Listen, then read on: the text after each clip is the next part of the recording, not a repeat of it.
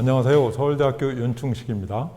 스프레이 제품은 에어로졸을 많이 발생하는데 이런 우리 주위에서 에어로졸을 많이 발생하는 제품을 안전하게 사용하는 방법에 대해서 알아보겠습니다. 에어로졸은 흔히 우리가 입자상 물질로도 얘기하는데 공기 중에 떠 있는 입자상 물질을 에어로졸 이렇게 이야기합니다. 에어로졸은 크게 마이크로 사이즈와 나노 사이즈로 나누어집니다. 우리 꽃가루라고 하는 화분은 약 100마이크로미터를 이야기하고 세균은 보통 1에서 10마이크로 수준의 수준 크기를 갖습니다. 이에 비해서 바이러스는 대개 10에서 150 나노미터의 나노 사이즈를 갖고 있습니다. 담배 연기라든지 디젤 배출 물질 같은 것은 나노 사이즈의 크기를 갖고 있습니다. 한 예를 들어서 우리 머리카락은 대개 70에서 100마이크로의 직경을 갖고 있는 데 비해서 우리가 PM10이라고 하는 미세먼지라고 하는 것은 10마이크로 이하의 입자상 물질 에어로졸을 의미합니다. 그래서 50마이크로의 머리카락의 직경이다 그러면 그것이 5개가 들어갈 수 있겠죠. 2.5마이크로보다 작은 입자상 물질을 PM2.5라고 얘기를 합니다. 나노 입자는 이것보다 더 작은 100 나노미터 이하를 나노 입자라고 이야기합니다. 이렇게 입자를 구분하는 이유는 크기에 따라서 우리 인체에 들어올 수 있는 부위와 건강 영향이 매우 다르기 때문입니다. 즉 그림에서 보듯이 10마이크로 이상인 것들은 주로 우리 코나 입 그리고 목 부위 그 이상에서 침착이 됩니다.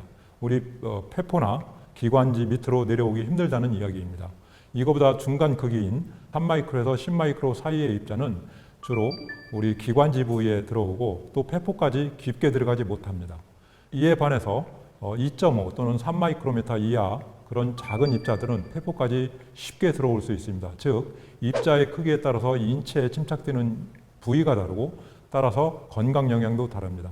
그래서 작은 입자일수록 훨씬 더 우리 인체에 나쁜 영향을 미친다고 생각합니다. 그런데 이런 입자는 대개 한 가지 물질이 아니고 여러 가지 성분이 섞여 있습니다. 유기 성분, 무기 성분, 그리고 우리 세균이나 또 바이러스들도 공기 중 거동을 이야기할 때는 입자상 물질로 간주합니다.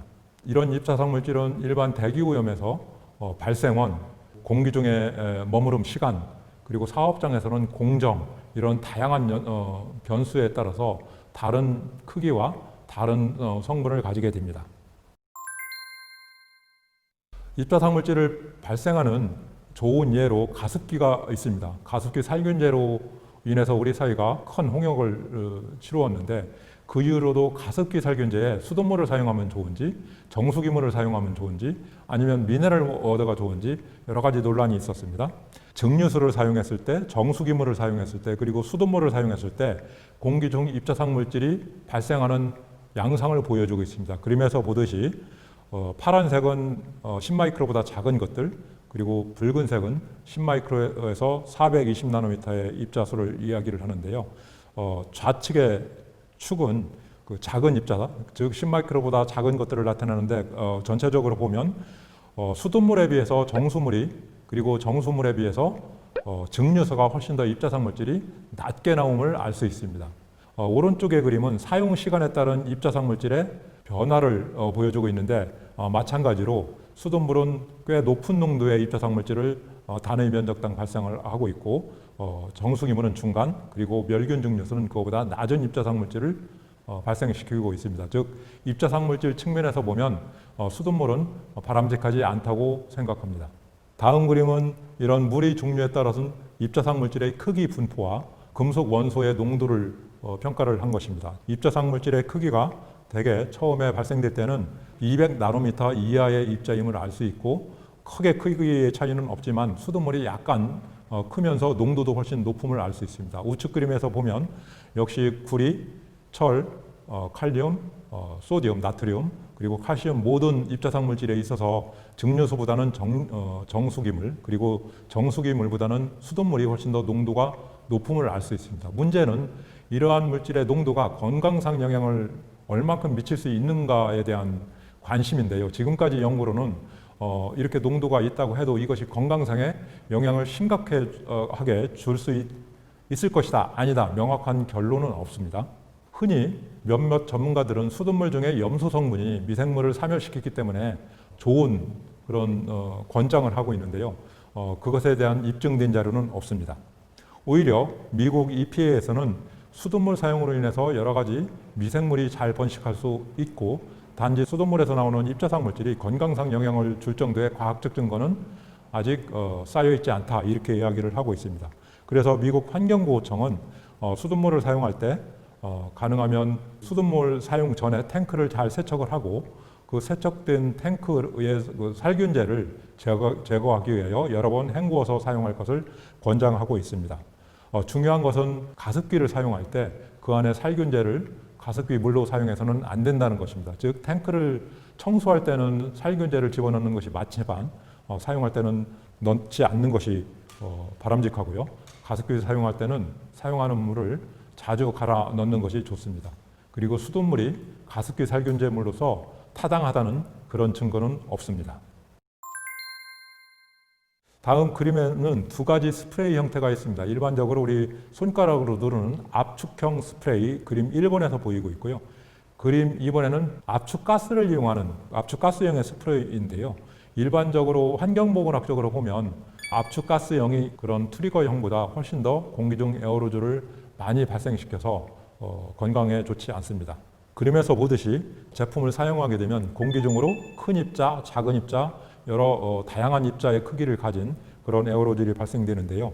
큰 입자는 대개 빠른 시간에 밑으로 가라앉지만 그 중에 일부는 또 입자를 둘러싸고 있는 용매, 물이나 유기용제 등이 쉽게 증발되어서 멀리까지 이동할 수 있습니다. 그래서 어떠한 형태의 스프레이 제품이든 입자상 물질이 발생하게 되는데 특히 수용액보다는 유기용매를 사용하는 그런 스프레이 제품, 압축가스를 사용한 스프레이 제품은 훨씬 더 멀리까지 그리고 오랜 시간 동안 공기 중에 머무를 수 있기 때문에 환경보건학적으로 좋지 않습니다.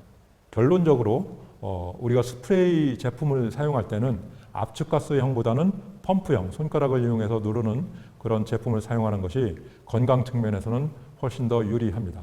그리고 이런 제품을 사용할 때는 어린이나 유아한테는 가능한 한 그 사용을 자제하고 입자상 물질이 덜 들어간 특히 크롬이나 니켈 같은 그런 입자상 물질, 유해 금속이 들어가는 것은 많이 제한하는 게 좋고요.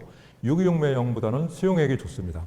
가능한 사용량을 적게 하고 호흡 위치에 이런 입자상 물질이 닿지 않도록 분사를 해야 하면서 환기가 잘 되는 곳 그런 것이 좋습니다. 그리고 직업적 노출처럼 많은 노출이 예상되면 우리나라 산업안전보건공단에서 인정하는 1급 또는 2급 그리고 KD 마스크로는 KD 94 이상 사용할 것을 권장합니다. 다른 에어로졸 발생 장소도 여러 가지 있습니다. 우리 밀가루 놀이터에서 어린이들이 많이 놀고 있는데요. 밀가루는 먹는 음식이니까 괜찮지 않을까 이렇게 생각하지만 호흡기를 통해서 들어가는 것과 식도를 통해서 위로 들어가는 것은 완전히 다릅니다. 그래서 천식이나 엘러지가 있는 어린이는 사실은 밀가루 놀이터는 자제해야 됩니다. 우리 흔히 식당에 가면 삼겹살을 많이 구워 먹는데요. 삼겹살에서 나오는 입자상 물질은 굉장히 크기가 작고 또 불완전 연소로 인해서 발암성 물질인 다핵 방향족 탄화수소를 포함하고 있습니다. 그래서 이런 데서는 국소배기가 잘 설치되어 있는 그런 식당이 좋을 것 같고요. 연탄불 구이는 삼겹살 구이보다 훨씬 더 유해물질 발생이 높습니다. 농도도 높고 유해물질 종류도 많기 때문에 이런 데서는 특히 환기가 잘 되어야 하며 호흡기 노출 측면에서는 가능한 사용을 자제하는 것이 좋을 것 같습니다. 네, 본 강의를 퀴즈를 통해서 마무리해 보겠습니다.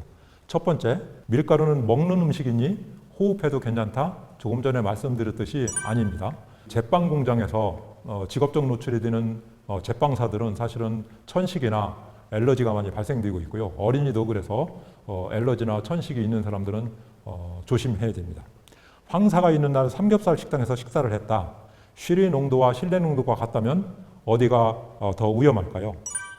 삼겹살이 타면서 나오는 입자상 물질은 크기가 더 작고 또 다핵 방향족 탄화수소 같은 유해 물질이 있기 때문에 꼭 환기를 시키면서 구워 먹는 것이 맞습니다. 그래서 호흡기 노출을 가능한 감소시켜야 됩니다. 스프레이 제품은 입자상 물질만 문제가 될까요? 스프레이 제품에는 여러 가지 용매 그리고 압축가스 등이 들어가 있습니다. 따라서 스프레이 제품을 사용할 때는 이런 다른 성분도 건강상 영향을 줍니다. 그래서 민감군인 어린이, 임산부, 노인 그리고 일반 시민들도 스프레이 제품을 사용할 때는 호흡기 노출이 안 되도록 하는 것이 중요하고 가능한 한 사용량을 적게 하고 환기를 잘 시키는 것이 중요합니다. 감사합니다.